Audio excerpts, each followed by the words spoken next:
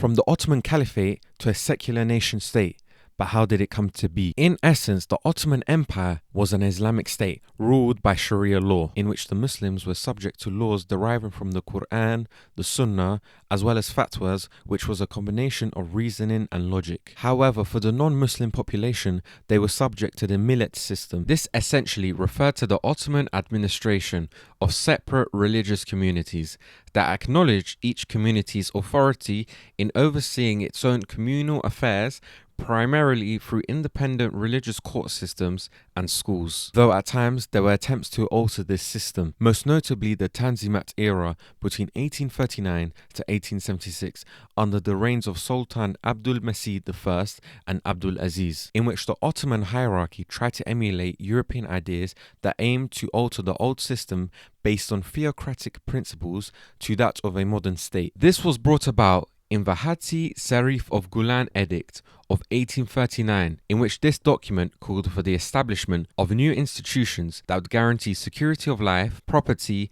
and honor to all subjects of the empire, regardless of their race or religion. However, this came to an end with the first Ottoman constitution of 1876. This stated that the Ottoman Sultan was the head of the executive and legislative power. Legislative power was extended to the Ottoman parliament, consisting of Meclis-i Mebusan, known as the Assembly of Deputies, and the Meclis-i Ayan, known as the Assembly of Notables. And executive power was extended to the Sultan and the Council of Ministers. The Sultan had the power to supervise over legislative and executive power. The judicial power was extended to the religious courts and the regular courts in accordance with these new laws. In order to hold trials for high-level officials, a 30-member high court was established. When the structure of the state was arranged in the constitution, it consisted of 119 articles and 19 sections, rights and obligations of the Ottoman citizens. All freedoms were recognized for the Ottoman citizens,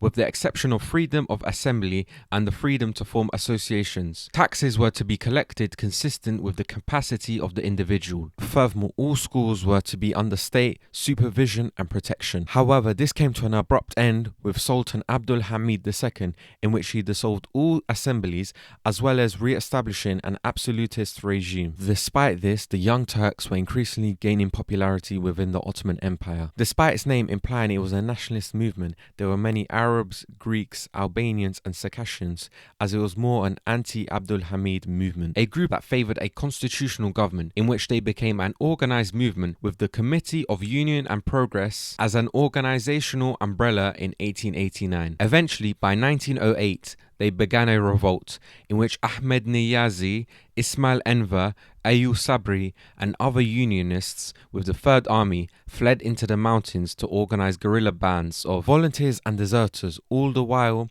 pressuring Abdul Hamid to reinstate the constitution. The committee threatened Hari Pasha, the field marshal of the Third Army, into passive cooperation, while also assassinating Semsi Pasha, whom Abdul Hamid had sent to suppress the revolt in Macedonia. At this point, the mutiny, which originated in the Third Army in Salonika, took hold of the Second Army based in Adrianople, modern-day Edim, as well as the Anatolian troops sent from Izmir. As a result of the rapid momentum by the Unionist organization, as well as the fact that many were discontent, eventually leading to him capitulating, and on the 24th of July 1908, he issued the Iride Hurriyat, which reintroduced the constitution as well as the calling of a new general election. And in the following year, in 1909, the powers that the Sultan had were restricted. Meanwhile, the powers of the parliament were increased. The Young Turks believed that targeting religious institutions was the way, as they considered it to be the barriers for modernization. This brought about a second constitutional era in which the Ottoman Empire were directed by the three pashas, Enver, Jamal and Talat. Despite these political reforms, the Ottoman Empire was still in a state of heavy decline, as a few years later they lost in the Balkan Wars of 1912 and 1913 to their neighbours Greece, Montenegro, Serbia and Bulgaria. And in the following year, in 1914, the Ottomans entered the Great War and joined the Central Powers. This proved costly, as this brought about the total collapse of the empire, as they lost to the Allied powers, due to the fact the British, headed by Lawrence of Arabia, alongside Arab guerrilla fighters, were making sizable inroads into the Ottoman territories. And by the time the armistice was signed that signalled the Ottomans' defeat in World War I, they were closing in on southern Anatolia. This led to the establishment of the Treaty of Sèvres of 1920, which arranged the partition of the Ottoman Empire. This proposed a rump Turkish state in Anatolia. Meanwhile, Greece would have the entire Thrace. Furthermore, there would be a plebiscite in Smyrna on whether they wanted to join Turkey or Greece, as well as the fact a Kurdish state in the east of Anatolia, as well as a large Armenian state. This caused hostility amongst Turkish nationalists as they were surrounded by a sea of hostile and powerful enemies, most notably Mustafa Kemal Pasha, who issued the Amsar Circular in June 1919, which stated that the independence of Turkey was in danger. And 3 months later, between the 4th to the 11th of September of 1919, he assembled a congress in Sivas. Those who opposed the Allies in various provinces in Turkey issued a declaration named Misik-i Milli, known as the National Pact. This was the proposed land that the Turkish nationalists wanted to rule, as these were Turkish-speaking majority regions. Furthermore, Ataturk was made head of the executive committee of the Congress, in which he believed the only nation would be willing to fight were the Greeks. Ataturk had a strong military background as he fought in the Italo-Turkish War of 1911 to 1912 in Libya, in which he emerged victorious in the Battle of Derna of 1912, halting Italian expansion in Libya. Furthermore, during the Second Balkan War, he took part in the Ottoman army forces that recovered Edirne and Dimetoka. He was given the task to organize the 19th Division of the 5th Army during the Battle of Gallipoli in 1915 for the Ottoman Empire. In September 1919, the Greeks landed at Smyrna. This was done to secure the new proposed borders for Greece, as well as bring the Megala idea into fruition. On the 23rd of April 1920, the Turkish Provisional Government in Ankara had declared itself the legitimate government of the country, and they named themselves the Grand National Assembly, despite the fact that the Sultan had announced another government in Istanbul known as the Constantinople government. Furthermore, Kemal Pasha persuaded the Grand National Assembly to form an army,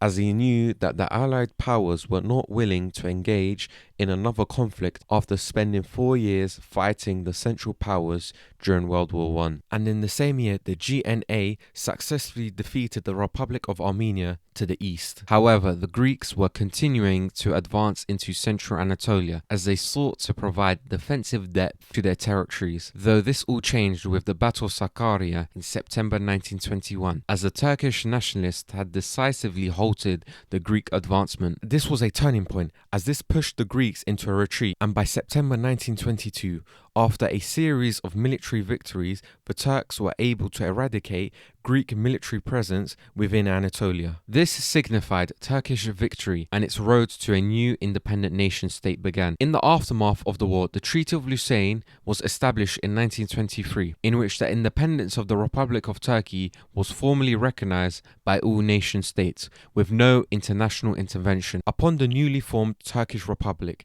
Ataturk was unanimously elected as the first president in 1923, in which he implemented a series of reforms that would turn Turkey from an Islamic state to a secular nation. Historically, since 1517, the Ottoman Sultan had controlled the title of Caliph due to the conquest of the Hejaz from the Mamluk Sultanates, in which the Muslim world viewed the Sultan as the rightful holder of the title. However, during the arrangement of the Treaty of Lausanne, the Ottoman Sultan was abolished by the Ankara government in 1922, leading to Mehmed VI departing the Ottoman capital, Constantinople. This rendered the post as a ceremonial position with no authoritative power, in which Caliph Abdulmajid II was appointed by the Grand National Assembly in Ankara. The Caliph was solely a spiritual leader and was dependent on the government of the Grand National Assembly by the Kemalists.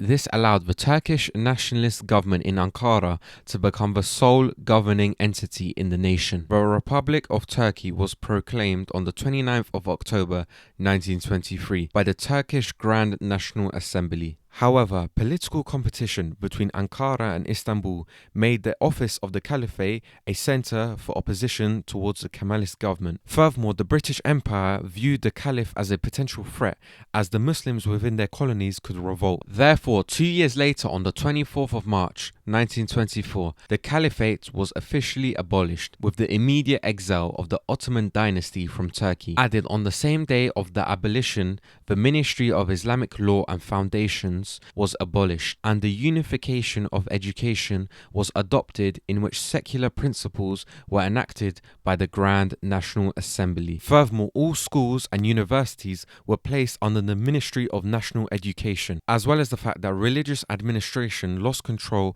over religious education, in which they lost the ability to educate and train the muezzins, Quran teachers, imams, and the ulama. This also extended to the madrasas, which were now under the Ministry of National Education. Throughout Ottoman history, the religious hierarchy consisted of the ulama, with the highest rank being given to the Sheikh al-Islam. Normally, he would be the Grand Mufti. Furthermore, he was an authoritative figure regarding jurisprudence, as he could declare fatwas as well as have the ability to confirm the new sultans. However, this was replaced with the Directorate of Religious Affairs, also known as the Diyanet, in 1924. The institution was assumed by the constitution and by extension its administrative structure, its area of jurisdiction, and its duties were laid out in legislation prepared by the office of the Prime Minister. The Diyanet's competencies were reduced to questions of faith and worship, in which they could not exert any influence in the private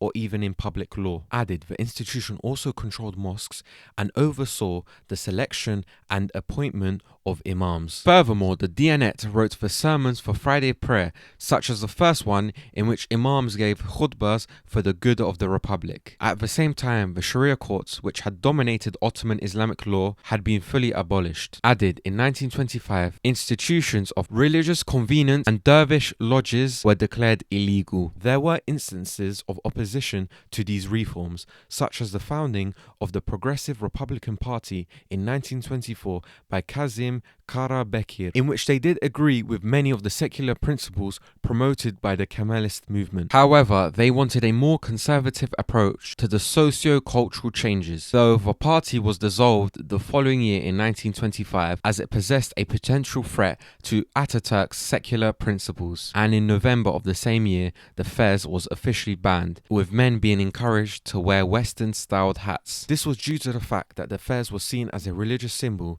which Ataturk sought to eradicate, as he believed Western-styled clothing was a natural sign of being civilized. And it is noted in the following days, 808 people were arrested and 57 of those were executed for violating the law. In the following month, in December 1925, Ataturk reformed the calendar system, as Turkey adopted the Western calendar and time system, which replaced the Islamic date and timing system. The following year, a revolutionary law was established, known as the Turkish Civil Code. This officially replaced the Islamic courts and Islamic canon law, and gave way to a secular law structure based on the Swiss Code of Law, in which a series of policies were implemented that went against Islamic customs. Firstly, civil marriage was made compulsory, as well as the practice of polygamy was prohibited. Added, men and women were made equal with regards to inheritance and testimony, which was different to the inheritance and testimony laws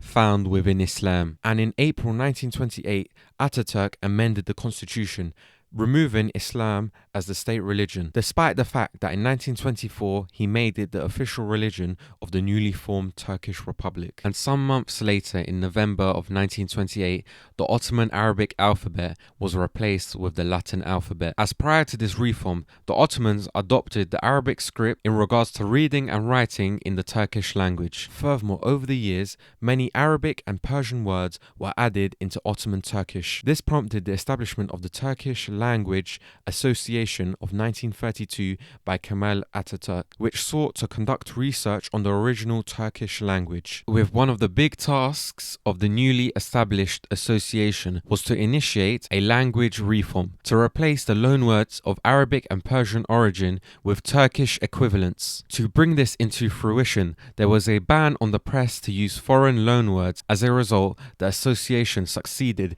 in removing several hundred foreign words from the language. Throughout history, Muslims have traditionally recited the Adhan in the Arabic language, though this all changed in the 1930s in Turkey, with Ataturk implementing one of the most controversial and damaging secular reforms, in which he banned the Arabic Adhan in favor for the Turkish equivalent. As a result, he ordered 9 Hafiz to Turkify Islam. This led to the first Turkish translation of the Quran being recited by Yasa Okur on the 22nd of January 1932, and 8 days later, on the 30th of January 1932, the first Turkish Adhan was recited by Hafiz Rifat Bey in the Fatih Mosque in Istanbul. And after that, it became official and everything was mandated to be in Turkish, in which the Diyanet released an official mandate for all mosques on the 18th of July 1932. After the Adhan and Quran being officially in the Turkish language,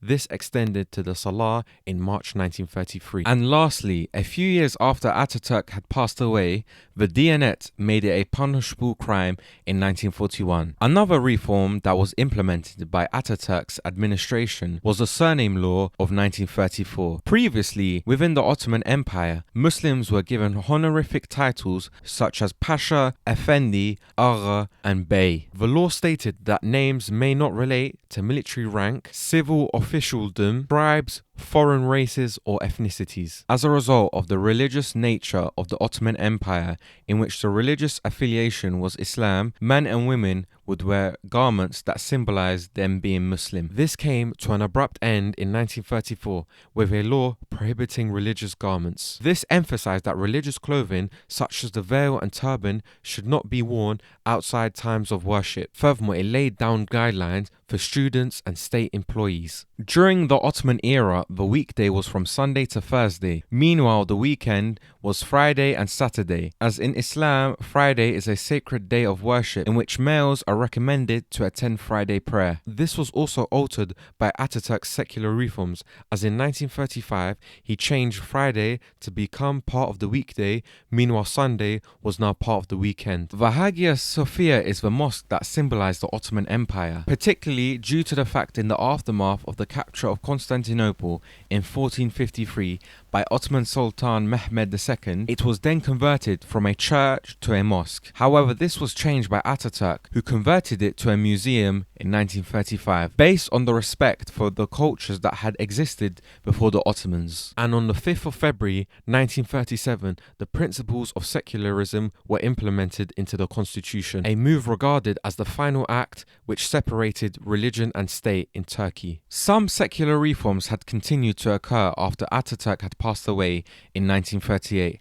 However, he set the foundations for liberalism within Turkey, as over the span of 15 years, Ataturk altered the country from a theocratic state ruled by a sultan and dominated by Islamic laws, principles and customs to a secular nation state dominated by Western liberal ideas of law, traditions and culture, in which the complete secularization of the country occurred, with Islam being removed or Turkified. It is noted that many nominally accepted these changes of reform, though there was still a level of opposition, which can be seen in Turkey to this day. The reforms made Islam a private matter that was supervised by the state in every facet of life. Furthermore, the effects of Ataturk's reforms can be seen to this day, as the failed 2016 coup d'etat by the Turkish military was enacted due to Erdogan's Islamic-leaning sentiments, in which it was perceived by the liberal wings of Turkish society to be infringing on the secular traditions established by Kemal Ataturk.